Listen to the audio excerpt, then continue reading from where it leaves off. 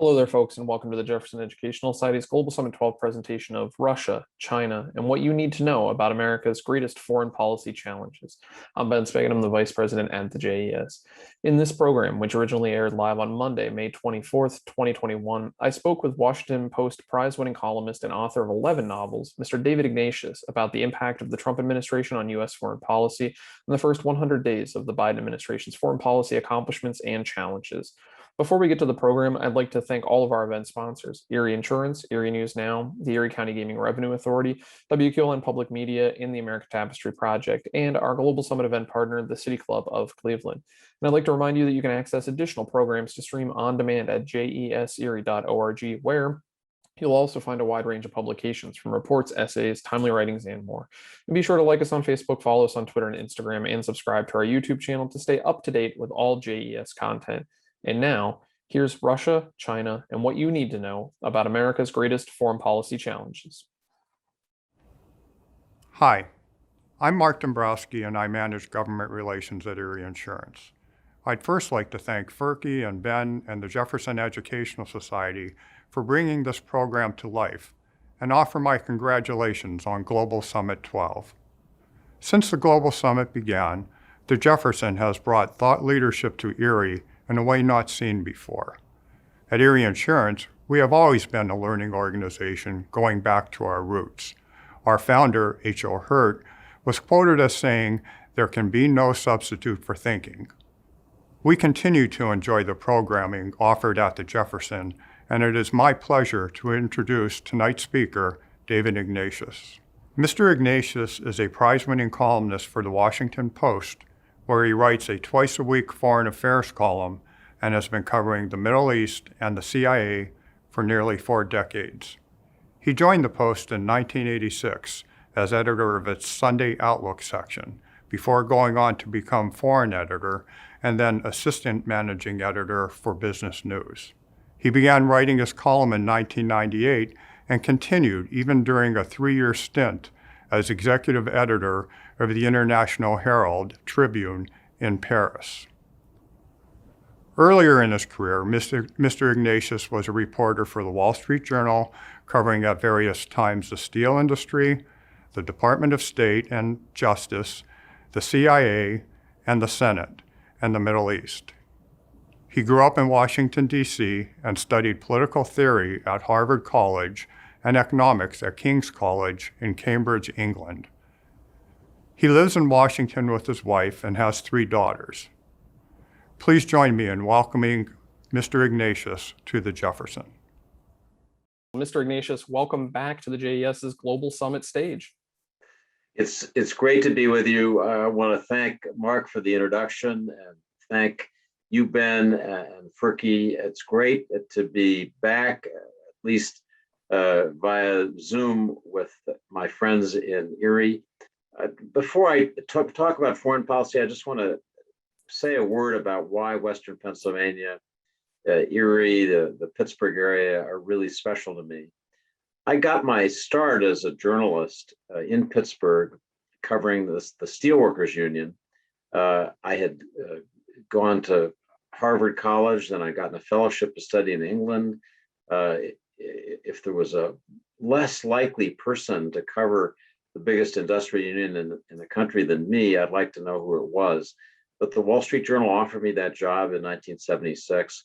And I fell in love with the news business and the process that is required of any reporter, which is to get outside your own background, learn to listen to people, learn to hear about lives and jobs that are different from your own. So in that time, covering the steelworkers and then the steel industry, writing about the beginning of what became the cyclical decline of the steel industry and of cities like Erie, I learned my trade. I've said to friends and family, I fell in love with the news business in those years. So Western Pennsylvania is a special place for me. I met my wife, Eve, in Pittsburgh. Eve, in 1977, believe it or not, was already working for a computer company. You wouldn't think they existed back then. She now has a doctorate in computer science and works for a defense contractor. I thought I'd open tonight's conversation with just giving you a brief snapshot of how the Biden administration is doing in foreign policy, the way the Biden administration, through its first, roughly 120 days, is looking at the world. The obvious starting point is that the administration was framed, whatever prior intentions it might have had, by the shock that we all experienced on January 6th. Those images, for me, as we watched on television, are really indelible. And I think it confirmed Biden's own personal view that he wanted to try to be a president for the whole country. He said that through the campaign. He was the most moderate Democrat in the field, wasn't the more liberal Democrats, Bernie Sanders, Elizabeth Warren, who won the nomination. It was Joe Biden, and I think he was confirmed in a feeling that it was essential to try to bring the country together, and that was reflected in his foreign policy.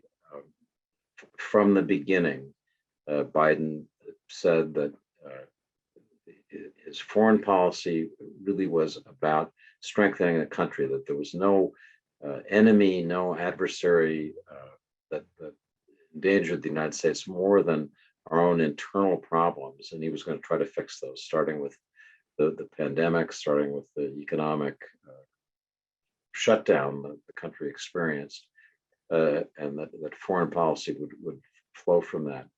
My feeling, having covered a number of administrations, is that Biden had a strong and very well choreographed opening 100 days.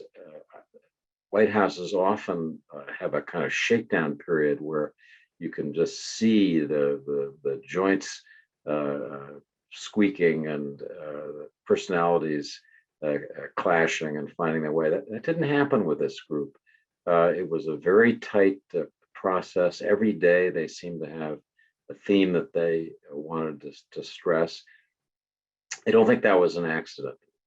I think that there are two key elements of what we've watched over the last 4 months. The first is that Biden chose as his key White House staff, led by the chief of staff, Ron Klain, people he'd known for years, who he trusted, people who intuitively understood what he wanted and didn't want, and who were all going in the same direction. Often White Houses are put together with people from disparate backgrounds, competing viewpoints, and they struggle for the first year of the president's term to find balance.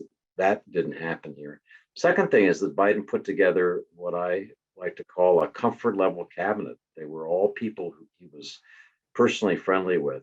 His Secretary of State, Tony Blinken, had been his chief aide when he was running the Senate Foreign Relations Committee. Even the people who seemed new to his circle were either his friends or friends of his son, Beau, who died. Look at Lloyd Austin, the Secretary of Defense. I think Biden wanted to have the historic distinction of appointing the first Black Secretary of Defense. That was a factor. But I think probably more important was the fact that Lloyd Austin, when he was a four-star general, had been Beau's commander in Iraq. They'd been to mass together. They knew each other as people. I think the same thing is true with Kamala Harris. People wonder why was she chosen vice president? She was a very close friend of Beau Biden's when they were both attorneys general. So I think that was an essential, almost requirement for Biden, that these be people he was comfortable with. Question that I have, that I think we should all have in mind, is whether this comfort level cabinet will challenge the president on issues that matter. If everybody's going in the same direction, it can sometimes resemble a congressional staff more than a cabinet. We have this idea of the team of rivals, description that Doris Kearns Goodwin gave to Abraham Lincoln's cabinet: strong personalities, often sharp arguments. You can overdo the team of rivals thing, but it is important to have people who are willing to speak up, speak back to the president. So what has Biden done in foreign policy in these first months? I've described it as Ben and I are going to discuss as more undoing the past than doing. I'll leave that discussion for a little later, but basically, I think Biden felt, as many foreign policy observers from both parties felt, that the Trump years, whatever else you'd say about them, had not been good for America's relationships overseas. A lot of key alliances had been strained. So Biden wanted to undo what he saw as that damage, and I think he's been generally pretty successful at that. As I said earlier, the "build back better" phrase that they have applied to domestic policy applied to foreign policy too. The best foreign policy is good domestic policy. Bingo. That's their basic message for this first year. Obviously, events have interrupted. When a war breaks out in Gaza, you got to drop things and deal with it. When somebody gets basically kidnapped off an airplane flying over Belarus, as happened yesterday, you got to deal with it. But their intention has been to focus on domestic issues. I think they wanted to send a clear message to China and Russia that the United States was going to be firm in stating its positions, and sometimes adversarial. The Anchorage meeting that Secretary of State Blinken, the National Security Advisor Jake Sullivan had with their Chinese counterparts in Anchorage was pretty rocky from all the commentary that we've seen, and even from the public statements that the Chinese made. I think a final point that I would make is that it's important for Biden to try to protect and reinforce the professionalism and confidence of key institutions of American life. The military chafed during parts of Trump's presidency when the White House would interfere in what they saw as military decisions. The case of Eddie Gallagher, a Navy SEAL, who the SEALs felt needed to be disciplined for actions that he'd taken. The president intervened directly and pardoned him. There were other things like that that were painful for the military services, for the intelligence community. Trump often described the intelligence agencies as part of a deep state.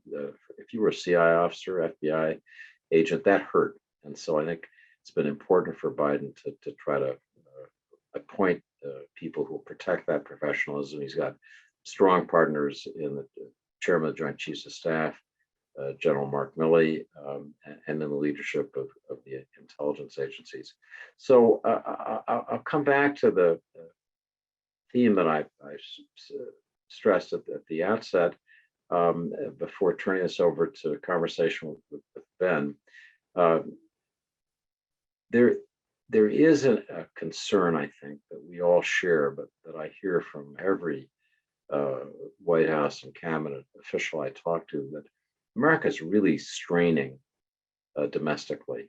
The degree of anger that's in the country, the polarization that Biden would like to fix continues. The Republican Party, as we've seen in the decisions that the House Minority Leader Kevin McCarthy, Senate Minority Leader McConnell have made, reflect the continuing strength of Donald Trump. If you have a Republican Party that's still saying implicitly that the 2020 election was illegitimate and that Biden is elected taking office because of improprieties, that's a tough position for any country to be in, a tough position for the United States. So I think above all, the Biden team wants to try to address that and fix that. In the end, the people who are going to fix it are you and me, people around the country who somehow find a way to put us back together. so we're all singing from the same sheet of music. So with that, I want to turn it over to Ben and our conversation. It's great to be with folks in Erie via Zoom and people around the country who love Erie and the Jefferson Educational Society. Ben. So, Mr. Ignatius, I want to thank you for that. And I'll use this as an opportunity to remind folks, too, that we are taking questions from you, the audience, via the Q&A function in this Zoom webinar. So please leave your questions there. We'll try to get through as many as we can throughout the course of the program. And I want to, Mr. Ignatius, go back to what you had mentioned, the undoing. The first 100 days, and really was more undoing than doing, and ask, what was the most significant, in your opinion, what was the most significant for the short term? And then what was the most significant for the long term in the undoing process? I think that there are two reversals, if you will, that stick out, and they were short run in the sense they were done quickly in this first 100 days, but will have long run implications and go to the fundamental security questions of the United States. The first was repairing relations with Europe. NATO is our most important military alliance. We promised as a country to protect the nations of Europe by going to war using nuclear weapons in their defense. We have a nuclear umbrella, as we like to say, for Europe, which, when you think about it, is an enormous commitment for one country to make to others. And I think that alliance really had frayed. President Trump was just so insistent in his criticism of European countries for not spending enough on their own defense, and he was right about that. I don't actually disagree with Trump on that point, but the criticism went beyond that. There was a kind of relentless critique of Germany. It was as if Germany was too successful economically, was exporting too much. And countries like Germany, France, Italy, key traditional allies of the U.S., began to worry that the United States wasn't the country that they had known and trusted for their security. So undoing that damage, reassuring the Europeans, reassuring our Asian allies. Essentially, the first foreign leader to visit the White House was the new Japanese Prime Minister, Suga. Japan is a key ally for the U.S. and Asia. The other undoing that matters, short-term and long-term, is returning to conversations, not quite negotiations yet, with Iran about restoring the Iran nuclear agreement, which Trump had suspended. We'll see where that goes. Personally, I hope that something more comprehensive than simply putting the so-called JCPOA, as that agreement is called, putting that back together is needed. So I'd say JCPOA plus is the right thing to argue for. But I'd say those are the two key things, Ben. And at the end of your introductory remarks, you touched upon more of the percolation and I would say pervasiveness of the changing of the GOP and the still ever presence of Donald Trump in that party. Do you think that there are world leaders out there that can be sitting there thinking there will just be another undoing in 4 years and that they can just wait out this round of undoing to when things are back to where they were 4 years ago, then 4 years ago now? So I think there are two versions of that. First, among our key allies, let's say you're a German or in the Netherlands, and you watched the Trump presidency, you watched this extraordinary populism and America First policy turning inward in many ways. And you watch the events of January 6th, and people had never imagined that things like that could happen in the United States. It just didn't fit with their notion of who we are. We like to talk about ourselves as a shining city on the hill, and people talk about American exceptionalism. I think the rest of the world, probably kind of got tired of hearing about how wonderful we were, but the United States was seen as a special and different place. And I think the world was shocked by what happened, by changes, the damage in some ways that Trump did, at least in my judgment. So yes, a Democrat was elected who promises to restore America the way the world remembers us, with the values that we traditionally have expressed. But I find foreign officials wondering if it happened once, maybe it'll happen again. As much as they may be comforted by Biden's presence and his statements, they wonder what's going to happen in 2024. So there's that side. On the side of foreign leaders who took comfort from Trump, and there were many of them. I think the person who had the most at stake in the election outside our borders may have been Kim Jong-un, the leader of North Korea, who Donald Trump's, in his own words, he wrote love letters back and forth with Kim Jong-un. He developed what he described as a real friendship. Kim Jong-un must worry that this special attention, which helped him politically at home, has vanished. I think other authoritarian leaders, the leader of Turkey, President Erdogan, leader of Brazil, Bolsonaro, I think similarly felt that Trump was a friend, was forgiving of their human rights violations. So I'm sure they were concerned about what's that. I think just a final point, Kim Jong-un, Vladimir Putin must know that somebody like Trump isn't likely to come around again on foreign policy. Within the Republican Party, he's an outlier. Even strongly pro-Trump Republicans were concerned and critical about Trump's position on Russia, for example. They felt he was too supportive. So I don't think anybody imagines that will return. On the point of North Korea, Trump had worked a relationship with China's President Xi to get talks with North Korea, and that led to the 3 meetings, but not much more. Is there an achievable path to diplomacy with North Korea that runs through China for Biden?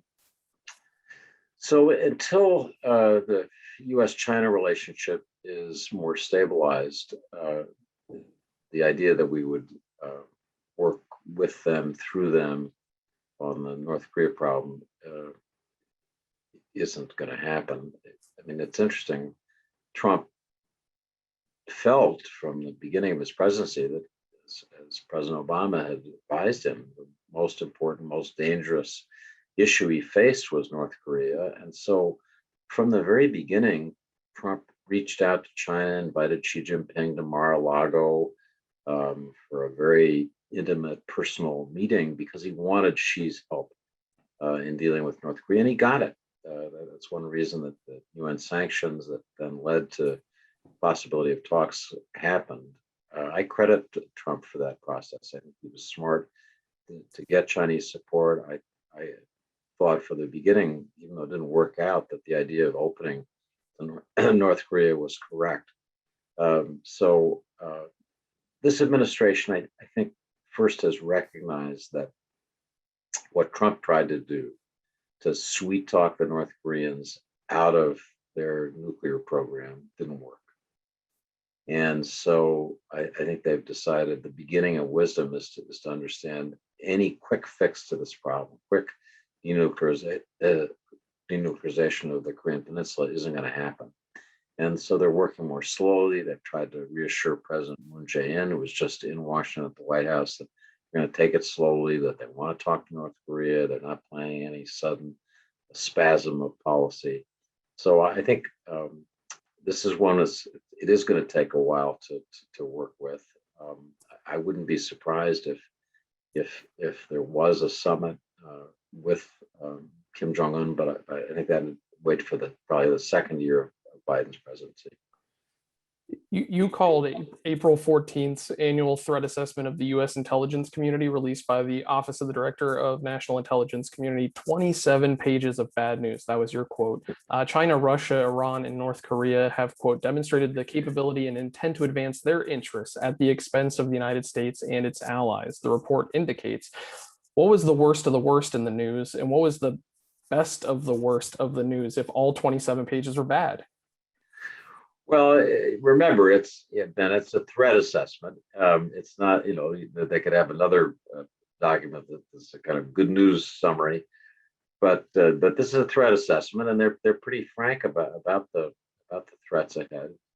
The ones that disturb me the most, I think, are the way in which both Russia and China are rushing ahead in development of new and more threatening strategic nuclear weapons, nuclear weapon delivery systems. We're now entering the age of the hypersonic missile traveling at 8 times the speed of sound. The reason that other countries are developing these weapons is because we seem to have missile defenses that can shoot down traditional ICBMs, and so countries felt their nuclear deterrent was vulnerable to American preemption. But the arms race is back in nuclear weapons. That worries me.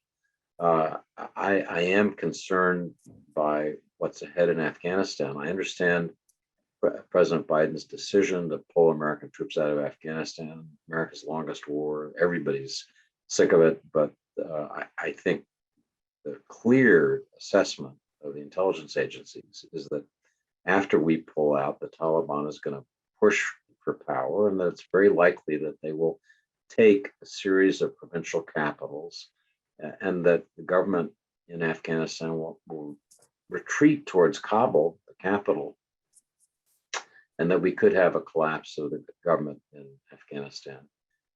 That's going to be a terrible situation. I wrote in assessing President Biden's announcement that he was going to withdraw all troops by September 11, that I said we're going to need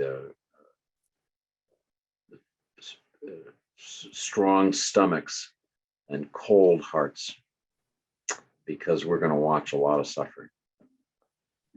And I think that's one of the chief concerns is, will all of our time spent there be for naught as we withdraw and watch a potential collapse? And I know folks are very concerned about that. But on the point of Russia and China, I'm going to turn to an audience question here, because this person is asking, and they couch the comment with not in any way forgiving China and Russia for their interference and meddling in U.S. elections and activities.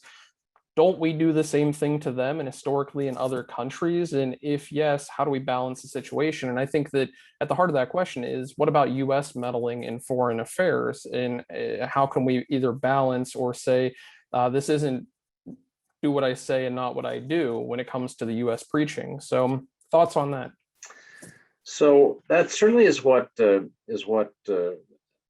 Putin and President Xi in China say, that you've been meddling in our internal affairs, and we're just giving you back some of your own medicine. What they're calling meddling is our advocacy for human rights, our advocacy for democracy, our advocacy for basic human values. Sometimes in our history, we've gone beyond that with CIA covert action programs intended to destabilize countries. We did fight a Cold War against the Soviet Union, and it was pretty nasty.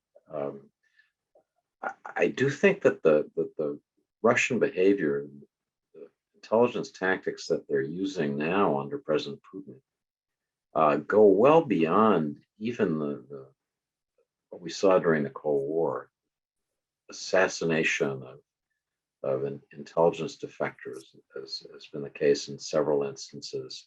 It wasn't the Russians, but their ally Belarus that took this unusual step of forcing a civilian airliner going between 2 EU countries to land. That's pretty unusual. So while I think the critique of America's overly aggressive, overly interventionist foreign policy that is implied by the question has some merit. I don't really. I resist the idea that these are comparable. That there's a moral equivalence between our meddling in human rights advocacy and what they're doing, it's assassinating people and in my view, destabilizing good and decent rules-based norms. And right on the topic of Belarus, just before a few hours, just before this program, it came out the EU has decided just a day later to issue sanctions and bar EU airlines from flying over the country's airspace in light of what has happened. Are the sanctions enough? And then is this a moment to take a look at free press globally and what the US's role is in championing that? Because that's something we celebrate here, freedom of the press. So are sanctions enough? And what is this moment for the freedom of press cause?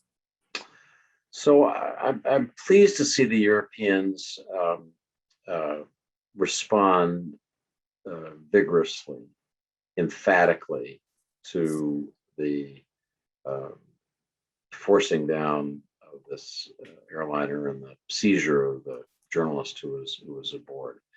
Had they not taken strong action, I think it would have been really a green light to Putin, obviously, but to authoritarian governments everywhere that would like to take action outside their borders against people who make trouble for them.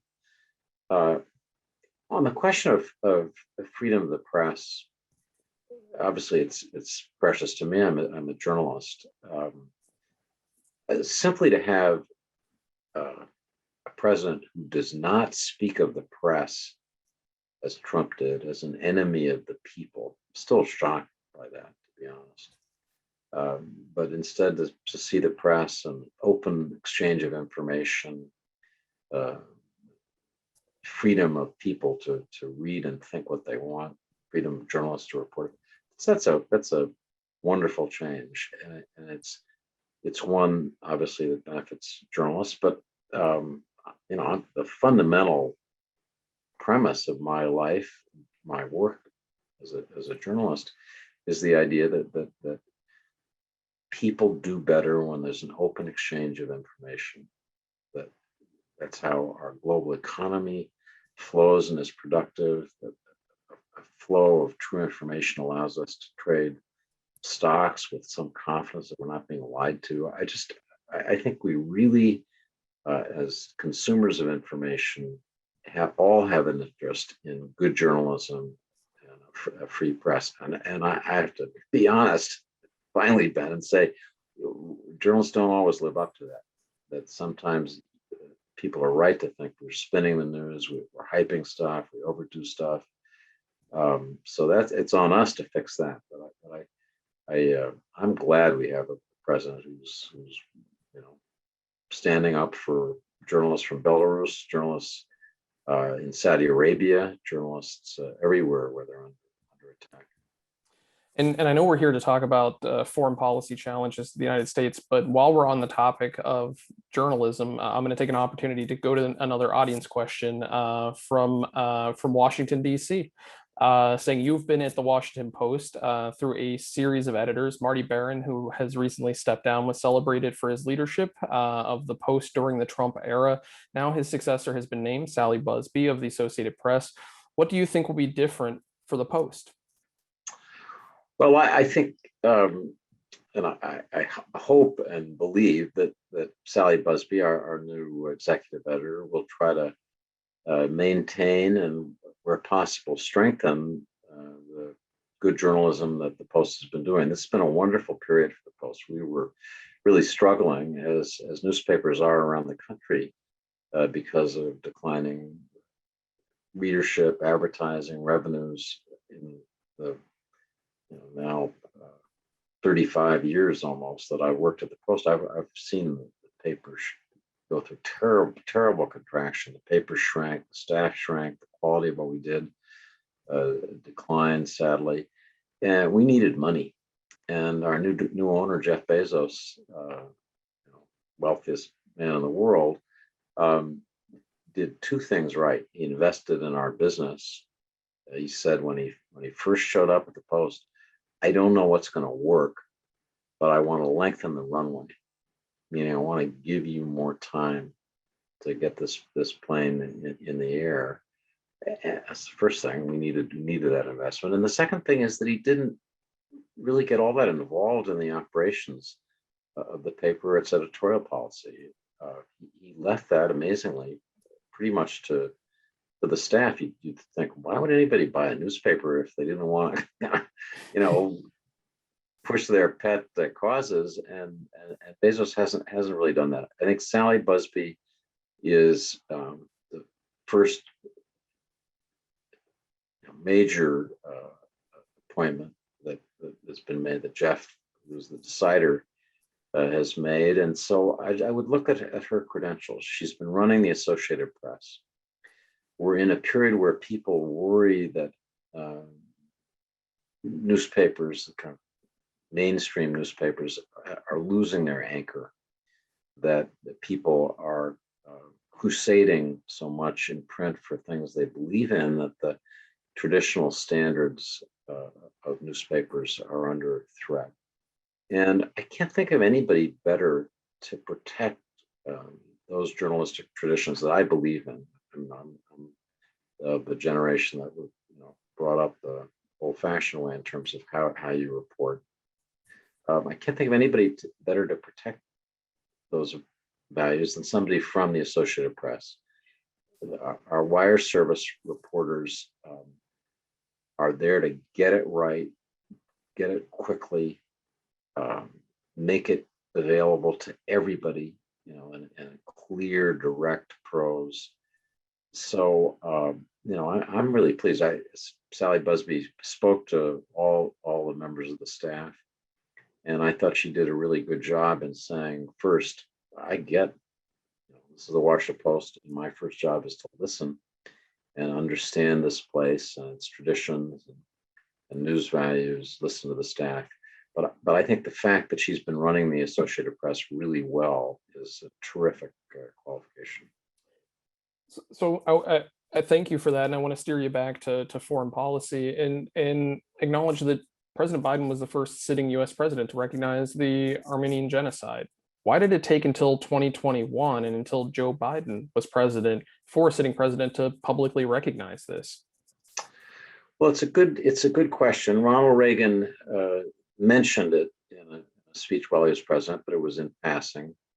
I think the simple answer is that Turkish pressure not to do this was decisive. People in Congress, people in a series of White Houses became convinced that because Turkey was a NATO ally, upsetting Turkey would be a terrible mistake. And so presidency after presidency, this wasn't done. The historical evidence is fairly clear, according to historians, that mass murder of Armenians, estimates run up to 1.5 million, was directed by the Ottoman Empire in its declining years in 1915. I've always wondered why the Republic of Turkey that followed from the Ottoman Empire in some ways was a reaction against the Ottoman Empire, felt the need to defend these terrible actions that were done by the Ottomans. It wasn't done by Turkey, it was done by the predecessor. But my own family on my dad's side is Armenian. I should say that just to be clear to the audience. So it had a special personal meaning for me. But, I think it's really important for Armenians and for people who suffered historical wrongs to live in the present and in the future, not always to live in looking back at the horrors of the past. And I think President Biden's declaration makes it easier for Armenians to do that and affirm their present and future with this recognition of the terrible wrong that was done in 1915. So I want to take us to a topic of today, which is the Israel-Palestinian conflict. And in your May 21st column, you make the case that Biden has gotten right what some of his predecessors have gotten wrong. He's learned from their mistakes. What has he learned, and how is he navigating this in real time? Because from the Democrats, some in the Democratic Party think he's not moving quickly enough, and some might want to not see him involved at all in these conversations. So what is he getting right in the moment based on what he's learned from his predecessors? So talking to officials who were close to Biden, here's what I heard. That when events in Jerusalem itself were becoming more and more violent, there was a series of incidents around the Al-Aqsa Mosque during Ramadan, the holy month for Muslims, that were creating real anger among Palestinians. They tried to de-escalate that, talking with the Israeli government. On May 10, Hamas, a group for which I have no sympathy whatsoever, began launching rockets toward Israeli cities. And the Biden administration knew that once that started, the idea that the Israelis would quickly announce a ceasefire was just not realistic, that this was going to last for a little while. So rather than immediately call for a ceasefire, which they knew wouldn't work, they decided to try to do what they could to get some credibility with the Israeli government by saying you have a right to defend yourselves.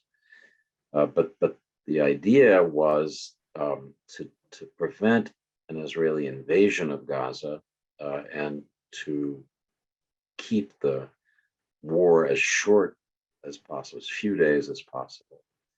The last Gaza war, where there was a much more emphatic, noisy U.S. diplomatic intervention, shuttle diplomacy by Secretary of State John Kerry, lasted 51 days. There were on the order of 2,500 killed. This war lasted 11 days. There were nearly 300 killed, very lopsided Palestinian death toll versus Israeli, as was the case in 2014 and in every one of these Gaza wars. People in the White House think that by waiting to call for the ceasefire, they actually ended up saving lives because they had some ability to actually get a ceasefire working with the Egyptians. I think we'll have to wait and see whether the ceasefire holds and what they do next. I think the world has come to appreciate better the terrible plight of the Palestinians. They really have been among modern history's biggest losers. And I've been in Gaza, and it's a sad place. The level of suffering is quite extraordinary. The West Bank too, but there's just more space and room to breathe. So I think having the U.S. involved once again in trying to find a settlement for this that makes Israel more secure, does something to improve the situation of the Palestinians is good. The last thing to say is, if there's anything that we've learned, I've been covering the Middle East now for 40 plus years. This is a thankless task. It usually ends sadly. When I started covering the Middle East in 1980, one of my colleagues said to me, "David, on this subject, pessimism pays." Meaning, if you bet on a bad outcome, you're usually right. And I'm sorry to say that advice has held up, but that doesn't mean we shouldn't want and try as hard as we can to achieve something better. I mean, in some ways, above all, because I think that's the only way Israel's going to have long-term security, is an actual resolution of this that's accepted by Palestinians. And just real briefly, I want to ask you to follow up on the long history and relationship between Biden and Netanyahu. Is there an advantage to be had here because they are no strangers to each other?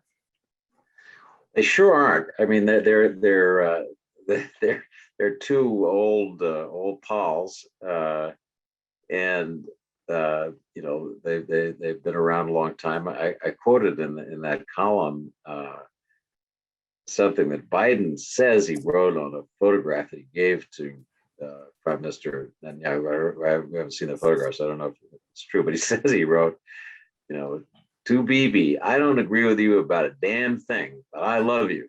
So, it struck me as a kind of basic Biden. He's pretty straight up that he doesn't agree with it, but they speak the same language of politics. Israel is at a political impasse that I'm sure really worries Israelis. They have not had a stable government now for 2 years, and they've had a series of elections that have produced repeated deadlock. Netanyahu is facing the possibility of a legal trial, which would be even more debilitating. So we'll see. We're back into the world's toughest problem as a mediator, and so I hope we have the gumption to stick with it. I appreciate that, and I feel like this is a topic we can maybe get back to in some of the audience questions, which I'm going to dive into right now, and I'm going to steer us back toward China because this person wants to ask: is China's goal to be the world's hegemon? Bluntly put. So China's goal is certainly to be the world's leading economic power. They've said that very explicitly. President Xi, 5 or 6 years ago, laid out a plan for China's domination of all the key technologies: artificial intelligence, quantum computing,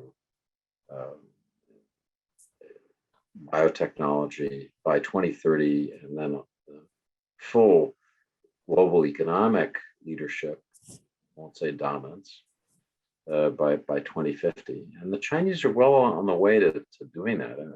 We've never faced a competitor like China. The Soviet Union had a lot of missiles and could do a lot of harm, but its economy was a mess. Just very backward technologically. China is our peer.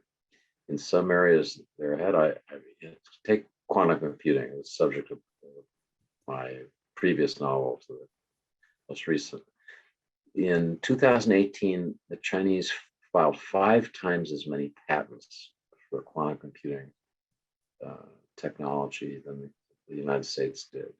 Last December, the Chinese announced that they had achieved quantum supremacy, which means that they had been able to solve with a quantum computer problem that you couldn't solve with a classical computer. And they said that their quantum computer had, in a few minutes, solved a problem that would have taken their fastest supercomputer, supposedly the 3rd fastest in the world, 2 billion years to solve it in a few minutes. So we've never had an adversary that is, at that level of it's growth of China in my lifetime is the biggest event, I'd say, on the planet. So they seek hegemony. They say they don't. As long as the United States remains strong and dynamic and overwhelmed by internal problems, they won't be hegemons. I just don't believe it. And we'll figure out a way to live together.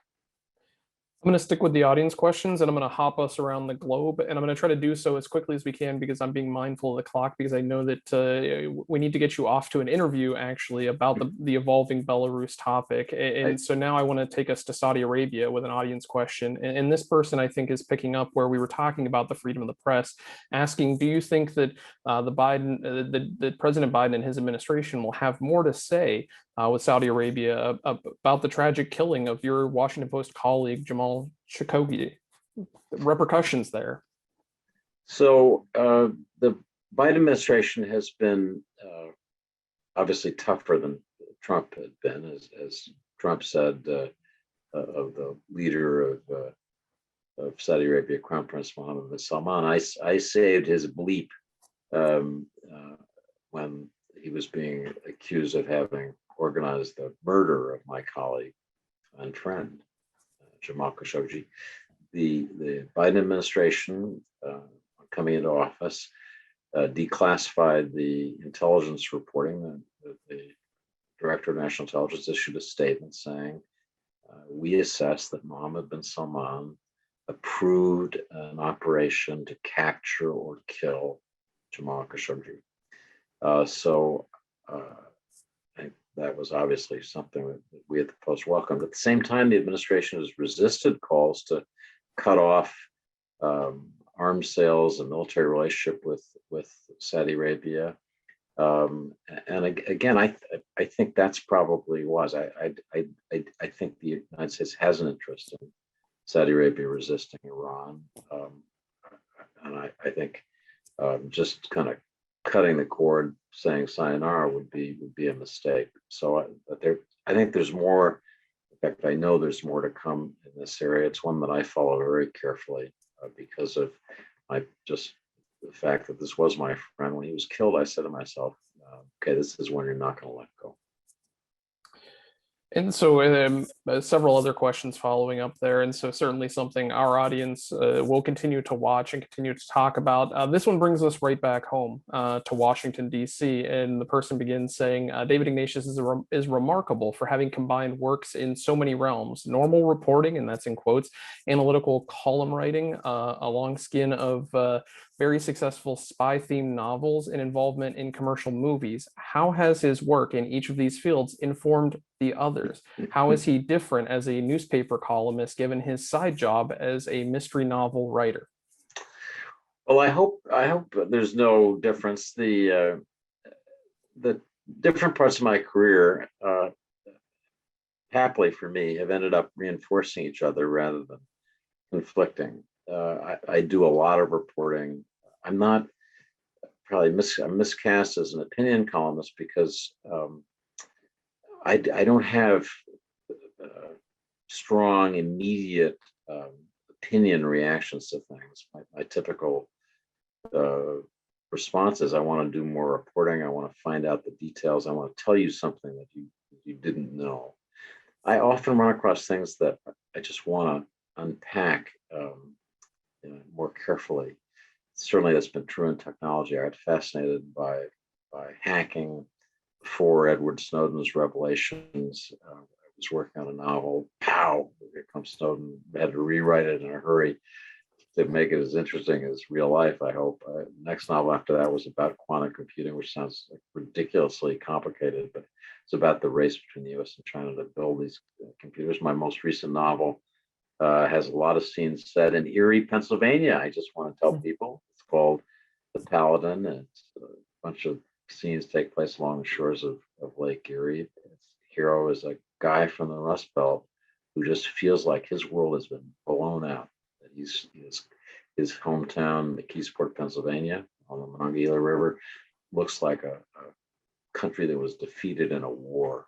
So, things that interest me in my reporting, I get time to write not in 750 words, which is my limit as a columnist, but in 100,000 words, and I love that. And I think this is a great place to mention as well that Quantum Spy, which you've mentioned a few times, is being adapted for TV. Any quick insights on there before we ask one last question? That one's coming from our audience, wondering what they can see on the TV screens coming soon. And then I'll ask you one final question and we'll get you on the road. So, Ben, I have to say, it's Hollywood. As far along as we are in our negotiations with people who might turn Quantum Spy into a TV series, until they actually start shooting the darn thing, don't believe it. It's Hollywood. So I tell that to my wife and children. I tell that to this audience.